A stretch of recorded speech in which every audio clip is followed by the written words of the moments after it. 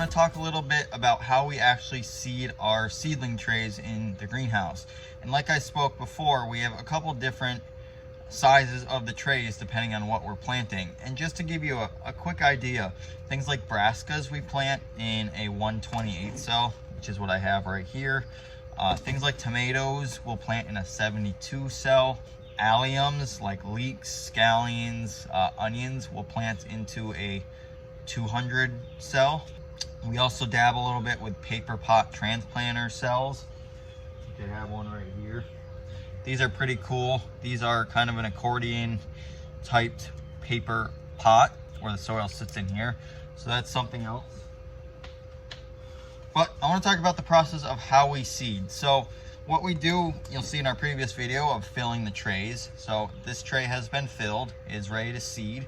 What we do next is, because the soil is pretty dry when it comes out of the bale, we want to get this little incorporate this a little bit with water and moisture. That way when we seed it and then cover it, it's got good seed to soil contact with moisture there. So what we do is we lay these out on the bench behind me, and as you can see right here, trying to get good with how to maneuver behind me.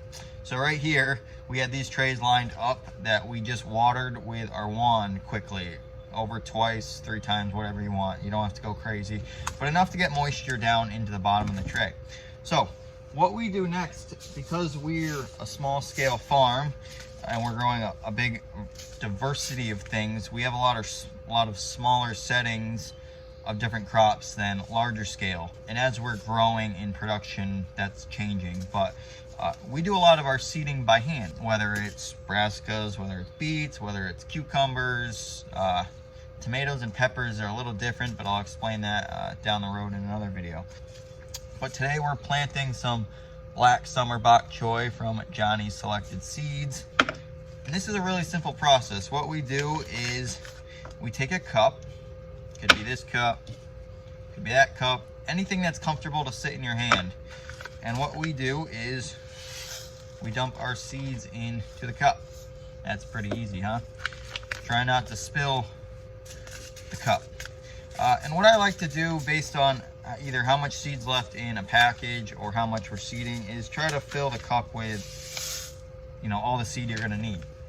And so this is simple. We take our fingers and we go cell by cell by cell and sprinkling the seed in.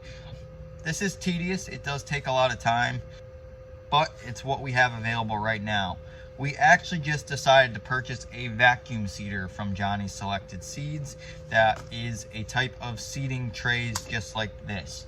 And how that works, and I'll do a video once it comes in, but how that works, and a lot of commercial farmers use these if they're doing a lot of seeding in the greenhouse, is it's either aluminum or plexiglass frame that's about the size of the tray, and it's got little holes in it, geared to where your holes are in your tray itself.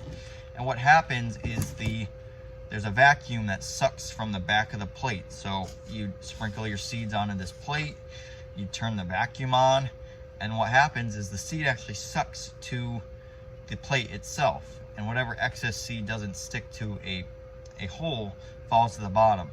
And what that does is it creates a lot better efficiency when seeding hundreds of these trays at once.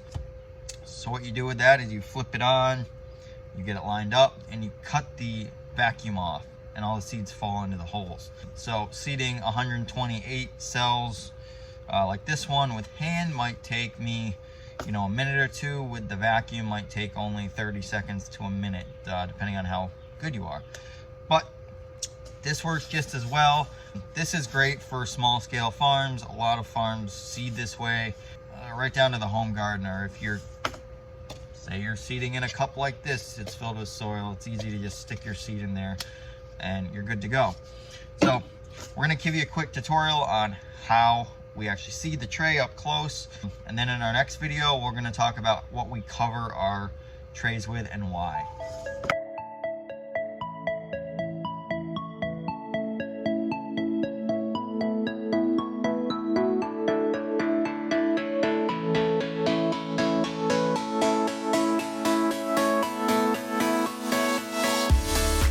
Depending on what you're seeding and if you really care, is to really make sure you're getting one seed per cell.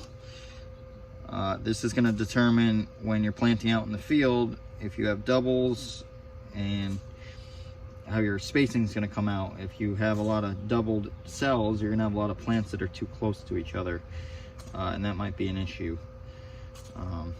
Certain things like this, because this is tedious, if we get 2 cells every here, or if we get a cell here and there that has 2 seeds in it, I don't complain too much. But more expensive seeds are things that really need to be spaced out. We are a little more tedious of pulling the extra seed out. And what we're actually doing here is making sure the seed's falling roughly in the middle of the cell. That way when it comes up, it'll be growing out of the middle of the cell, and the roots can kind of taper down into the bottom of the cell in a straight line.